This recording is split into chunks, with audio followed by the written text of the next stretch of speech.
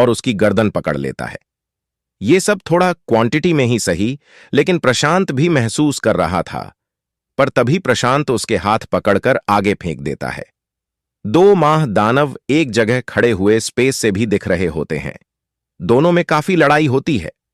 पहले प्रशांत भरी पड़ रहा होता है, लेकिन बाद में मारुगा उसे कुत्ते की तरह मार रहा होता है। मरुगा उसे जमीन पर गिरा देता है। तभी मारुगा पर हमले होने लगते हैं। प्लेन में बैठा पायलट्स कहता है, सबसे पहले इस बड़े वाले पे हमला करो, दूसरा वाला कमजोर लग रहा है, उसे बाद में देख लेंगे। लेकिन उन दोनों पर इन हमलों का कुछ भी नहीं हो रहा था। प्लेन अब प्रशांत पर हमला करने लगते हैं, लेकिन प्रशांत हर बार प्लेन को छोड़कर सिर्फ मारुगा से प्लेन को बचा रहा था। पायलट्स समझ चुके थे कि वो उनकी मदद कर रहा था, इसलिए अब हमले मारुगा पर होने लगे थे। प्रशांत मारुगा से अब पिट ही रहा था। प्रशांत के लिए मारुगा को मारना लगभग इम्पॉसिबल लग रहा था। जैसे मारुगा उसे मारने जाता है, तभी एक प्लेन उसकी आंखों को शूट कर देता है।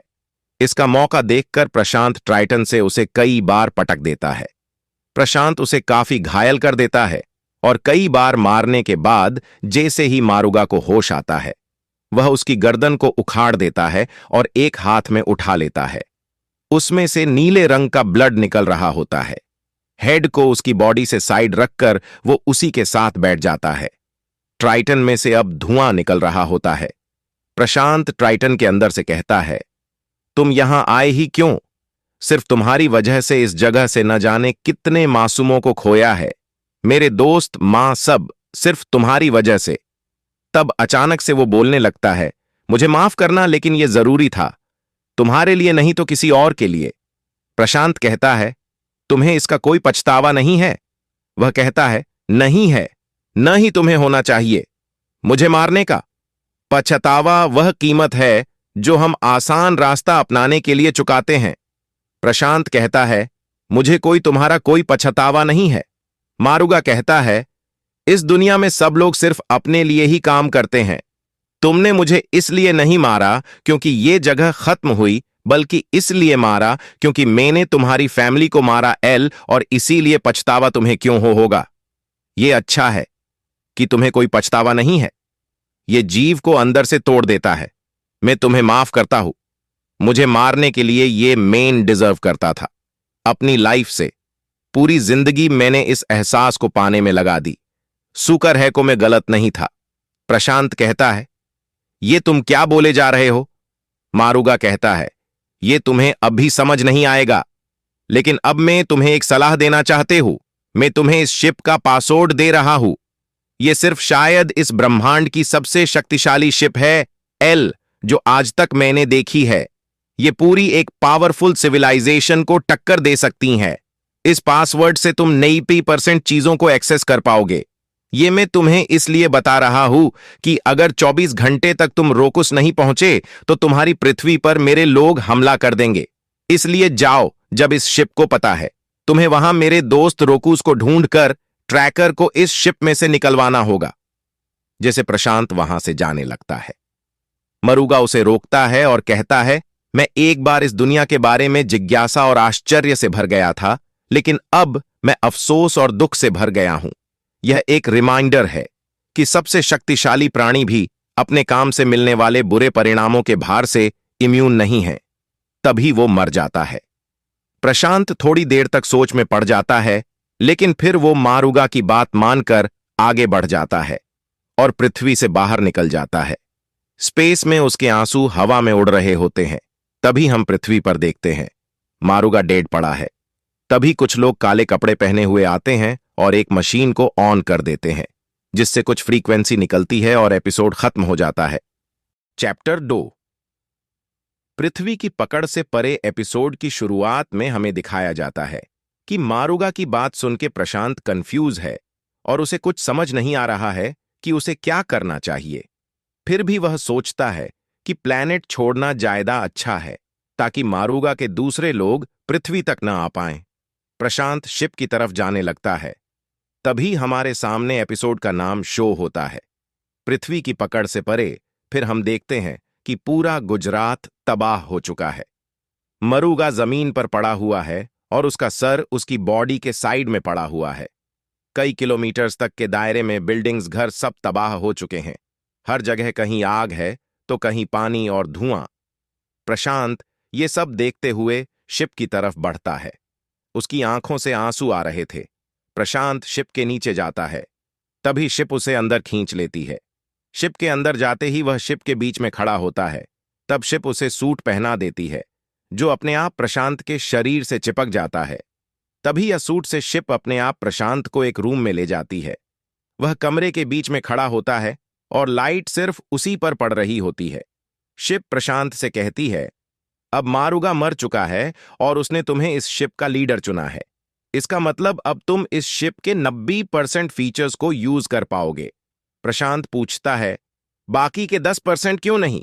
शिप जवाब देती है, क्योंकि ये मारुगा के पर्सनल सीक्रेट्स के बारे में है। प्रशांत जवाब देता है, तो ये 10 किलोमीटर लंबा आदमी ये सब काम भी करता था। तब शिप एकदम से गुस्से से पूछती है, इसका क्या मतलब है? प्रशांत कहता है, ये मजाक था बस। तभी शिप उसे एक रिमोट देती है, जो उड़ती हुई आती है और प्रशांत के हाथ पर चिपक जाती है, जो एक घड़ी थी। शिप कहती है, ये मारुगा की घड़ी का छोटा रूप है, तुम इससे कुछ भी कर सकते हो। प्रशांत कहता है, मुझे वह शब्द कहने के लिए मजबूर मत करो। तभी प्रशांत शिप के कंट्रोल रूम में जाता है। शिप एक फीएसईएस की आवाज से उड़ान भरना शुरू करती है। एक पूरी छाया गुजरात से हट रही होती है। प्रशांत कुछ ही सेकंड में स्पेस में होता है। वह स्पेस का नजारा देखता है, हर तरफ डार्क। तभी शिप की स्पीड बढ़ती है। वैसे वैसे ही प्रशांत अपने आप को पृथ्वी और पूरे सोलर सिस्टम को पीछे छोड़ता हुआ पाता है। तभी उसके सामने से वह सारा डार्क अंधेरा हट जाता है और वह देखता है एक नजारा जो उसने पहले कभी नहीं देखा था। हर तरफ एक रोशनी थी, रंगीन नाब्युला, जिसने शिप के ग्लास को रंगीन कर दिया था। ये रोशनी सीधे उसके चेहरे पर लग रही थी। ऐसा नजारा कोई सपने में भी नहीं सोच सकता था। नाब्युल्ला की लाइट सीधे उसकी आंखों को रोशनी दे रही थी। तभी प्रशांत की आंखों से आंसू आने लगते हैं। उसे अपने दोस्त, बचपन, अपनी फैमिली, सब इन सब कुछ के ख्याल आ रहे थे। इस लाइट ने उसे बिल्कुल शांत कर दिया था, जैसे ही उसका अंशु नीचे गिरने की जगह हवा में जाता है। इतने टाइम में उसे पता ही नहीं चला कि कब उसने सैकड़ों लाइट ईयर्स की दूरी तय कर ली थी। तभी उसके सामने एक प्लैनेट होता है, एक कलरफुल प्लैनेट, बिल्कुल नाब्युला की तरह सुंदर और चमकदार। रोकुस आ चुका है प्रशांत, शिप की आवाज आती है। प्रशांत कहता है, मुझे इसके अंदर ले चलो। तभी शिप प्रशांत को इस प्लैनेट का ओवरव्यू स्क्रीन पर देने लगती है। वह कहती है, ये एक एनिमल प्लैनेट है जिस पर शाकाहारी जीव ही रहते हैं, लेकिन ये बस अनुमान है। तभी शिप प्लैनेट के एटमॉस्फेयर के अंदर घुसने लगती है। जैसे ही शिप बदलों से बाहर निकलती है, प्रशांत इतना सुंदर नजारा देखकर चौंक जाता है। वहां हर तरफ लाल, हरे और पीले रंग के पेड़ों के जंगल थे, बदलों से ऊंचे और कई 100 किलोमीटर लंबे चौड़े पहाड़, जिस पर से झरना ऊपर से नीचे आ रहा था। ये बिल्कुल एक सपने की तरह था। फिसस, लेकिन कुछ सेकंड में एक छोटी सी लेजर ने शिप को टच किया, जिसका थोड़ा सा भी असर शिप पर नहीं हुआ। प्रशांत जब नीचे देखता है, वहां पर कुछ बकरी, रैकून शिप का विरोध कर रहे थे। तभी शिप नीचे आ जाती है, लेकिन उन लोगों की लेजर भी शिप पर हमला करने के लिए तैयार हो जाती है। लेकिन तभी शिप से आवाज आई, हमें मरुगा ने भेजा है। तभी एक थोड़ा बूढ़ा जवान सा जीव भीड़ में से आता है और लेजर भी वापस चली जाती है। शिप अपने आप पहाड़ पर चली जाती है और सारी भीड़ भी उस जीव के इशारे से चली जाती है। वह आदमी प्रशांत को एक लकड़ी के होटल से में ले जाता है। जैसे ही वह वहां देखता है, कुछ जानवर वहां दारू के नशे में चूर थे, कुछ ताश खेल रहे थे, कुछ सिर्फ खाना खा रहे थे। चोको मत, ये रोज का है इनका, वह जीव कहता है। तभी प्रशांत होटल की कुर्सी पर बैठ जाता है और वह जीव भी, आपका नाम क्या है? प्रशांत पूछता है। वह जीव, मेरा नाम योकी है। प्रशांत, तो आप यहां के राजा हैं? योकी, हां, कुछ ऐसा ही समझ लो, लेकिन तुम यहां क्यों आए हो? प्रशांत, दरअसल एक करीब 10 किलोमीटर लंबे जीव ने मेरे परिवार और पूरे राज्य को खत्म कर दिया, जिसमें मेरे कई लोग मारे गए, इसलिए मैंने उसे खत्म कर दिया। तब उसने कहा कि तुम रोकुस के पास जाओ, ताकि उसकी शिप में से ट्रैकर निकाला जा सके। योकी, क्या उसका नाम मरुगा था? प्रशांत, हाँ, लेकिन आपको कैसे पता? योकी, क्योंकि वही जनता था कि रोकुस कहाँ है। खैर, रोकुस यहां नहीं है। प्रशांत, क्या आप जानते हैं कि वह कहाँ है? ये मेरे प्लेनेट का सवाल है। योकी, कोई नहीं जानता कि वह कहाँ है, लेकिन मैं उस ट्रैकर को निकाल सकता हूं। मैं रोकुस का सबसे पसंदीदा छात्र था। प्रशांत, लेकिन आप मुझसे कैसे बात कर पा रहे हैं? क्या आप भी हिंदी बोलते हैं या कोई टेक्नोलॉजी है इसके पीछे? योकी पात, ये प्लेनेट कोई आप प्लेनेट नहीं है। यहां हर तरफ ट्रांसलेटर है। तुम्हारी शिप में भी हमारे ट्रांसलेटर लगे हुए हैं जो रोकुस ने बनाए थे। योकी उठकर चलने लगता है। वह प्रशांत से कहता है, तुम्हारी शिप से ट्रैकर निकल जाएगा। अगर तुम चाहो तो यहां रुक सकते हो। तभी एक बंदर जैसा जीव एक ट्रांसपेरेंट स्क्रीन देता है। प्रशांत, ये क्या है? तभी वह स्क्रीन एक अजीब सी आवाज के साथ जल जाती है, जिससे वह प्रशांत के हाथ से छूट जाती है। लेकिन जैसे तैसे वह उसे पकड़ डीडीएच लेता है। यह इस ग्रह पर तुम्हारे घर की चाबी और एक मैप की तरह काम करेगा। योकी कहता है। प्रशांत, ठीक है, शुक्रिया आपका। तभी हमारा सीन शिफ्ट होता है एक प्लेनेट पे जहां रात हुई है और बहुत तेज मूसलाधार बारिश पड़ डीडीएच रही है। ये जगह समुद्र के बीच में होती है, एक एडवांस्ड आर्टिफिशियल टापू समुद्र के बीच में, जहां की लहरें पूरी जगह को घेरे हुए थीं। चारों तरफ वहां सिपाही पहरे दे रहे थे। तभी हम देखते हैं एक स्पेसशिप ऊपर चमकती है और तभी उस शिप के पीछे बदलों में कुछ बिजलियां चमकती है। तभी वह शिप धीरे धीरे लैंड कर रहा होता है। सिपाही उसके पास हथियार लेकर भागते हुए आते हैं। एक हेलीपैड जैसी जगह पर वह शिप लैंड करता है। समुद्र इस समय पूरे सौर पर था। उस शिप के पास कई सिपाही आ जाते हैं। तभी उसमें से एक आदमी निकलता है। वह अपने स्पेसशिप से उतर आता है। वह एक रॉयल स्पेसशिप थी। जैसे ही वह लैंडिंग प्लेटफॉर्म पर कदम रखता है, उसकी मौजूदगी से उसके द्वारा मिलने आए लोगों में शांति फैल जाती है। वह एक 6 फीट लंबा व्यक्ति था जो काले रंग के रॉयल कपड़ों में था और उसका सूट कुछ उच्च तकनीकी यंत्रों और हथियारों से सजा था। उसका हेलमेट उसके चेहरे को ढक रहा था, जिसमें पीले रंग की आंखें थीं। हेलमेट में कई सेंसर और टारगेटिंग सिस्टम थे जो उसे किसी भी स्थिति में एक एज देते थे। जैसे ही वह स्पेसशिप से उतरकर चलने लगता है, सिपाही पीछे हटने लगते हैं। बारिश की बूंदें उसके काले सूट से टकराकर नीचे गिर रही थी। ये देखने में काफी डरावना लग रहा था। जल्दी ही वह आइलैंड के एक कमरे में इंटर करता है, जहां पहले से ही 4 लोग बैठे हुए थे, जिनके पीछे एक एक गार्ड खड्डी टहे हुए थे। तभी उस आदमी का गार्ड सबको उसके आने की सूचना देता है। SV-05 एंड्रोमेडा गैलेक्सी के 5वें सब लीडर अपाह पधार रहे हैं। कमरे में जाने के बाद अपाह अपनी कुर्सी पर बैठ जाता है। तभी एक गार्ड बीच पड़ी ढी खाली कुर्सी के पास आके खड़ी डीढ़ा हो जाता है। सब लोग खड्डी ढीए हो जाइए। SV-05 एंड्रोमेडा गैलेक्सी के लीडर जलगामी जी पधार रहे हैं। तभी हम बाहर देखते हैं, जहां उसी तो आधे एंड्रोमेडा से हम अपना कंट्रोल खो देते, और जब तक ये ग्रुप उठाना बंद नहीं कर देते, मैं तुम्हारी शक्ति नहीं बढ़ाऊंगा। ये बात मैं तुमसे कई बार कह चुका हूं। तुम्हारे रीजन के हिसाब से ही मैंने तुम्हें तुम्हारी सैन्य शक्ति दी है। तुम शक्ति के मामले में तीसरे नंबर पे आते हो, और अगर आगे से मैंने एक भी ग्रुप को उभरते देखता तो तुम्हें मैं सब लीडर के पद से हटा दूंगा।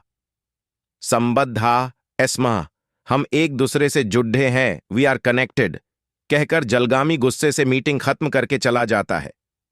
धीरे धीरे सब लोगों की स्पेसशिप चली जाती है, लेकिन वहां पर 2 लोग बैठे रहते हैं, रीजन 5 सब लीडर अपाह और रीजन 1 का सौर। तभी हमारा सीन शिफ्ट होता है प्लेनेट रोकूस पे, जहां एक बादल से भी ऊंचे पहाड़ डीएच पर एक लाल पेड़ डीएच है, जिसके पत्ते हवा की वजह से नीचे गिर रहे हैं। शिप थोड़ी दूरी पर एक दूसरे पहाड़ पर उड़ रही है। प्रशांत पहाड़ पर खड़ा है। उसकी बाईं आंख में आंसू है, जिससे पता चल रहा है कि वह अपनी फैमिली का अफसोस कर रहा है। तभी पीछे से योकी आता है। शाम को एंजॉय कर रहे हो प्रशांत? वे कहते हैं। आप यहां क्या कर रहे हैं? प्रशांत पूछता है। वे उत्तर देते हैं, मैं यहां रोज आता हूं, सुबह और शाम को। वे उसके कंधे पर हाथ रखते हैं। दुख है तुम्हारी फैमिली के लिए। प्रशांत उत्तर देता है, कोई बात नहीं। वह कहते हैं, अब तुम्हें डरने की जरूरत नहीं है। मैंने ट्रैकर को निकाल दिया है। ये शिप हर 24 घंटे में मारूगा की लोकेशन को उन्हें सेंड कर देती थी, लेकिन अब उन्हें तुम्हारी पृथ्वी की लोकेशन नहीं पता चलेगी कि सिर्फ पिछली 24 घंटे की ही उन्हें पता चलेगी, जो शायद SV-06 से भी पहले की होगी। प्रशांत पूछता है, SV-06 क्या है? वह उत्तर देते हैं, ये गैलेक्सी के नाम है जो शक्तिवाहना द्वारा दिए हुए है। ये एक एलियन रेस है जो गैलेक्सीज पे कब्जा करती है, जिसका एक लीडर होता है, फिर 5 सब लीडर जो गैलेक्सी के 5 रीजन पर नियंत्रण करते हैं। लेकिन अब तुम्हें किसी से डरने की जरूरत नहीं है। प्रशांत उत्तर देता है, इसके बाद भी खतरा गया नहीं है, सिर्फ कुछ समय के लिए टला है। वे लोग मारूगा को ढूंढते हुए जरूर आएंगे, इसलिए मेरा पृथ्वी पर जाना ठीक नहीं है। तुम यहां जब तक चाहो रुक सकते हो, योकी कहते हैं। अगर तुम उन लोगों के बारे में जाना चाहते हो तो डिस्को प्लैनेट जा सकते हो। प्रशांत चौंक कर कहता है, डिस्को प्लैनेट? वे उत्तर देते हैं, हां, ये एक ऐसा प्लैनेट है एल जहां पर कई गैलेक्सी के लोग एंजॉय करने आते हैं। प्रशांत वहां जाने के लिए तैयार जो जाता है। तो डिस्को प्लैनेट के बारे में जानने के लिए पढ़ते रहिए।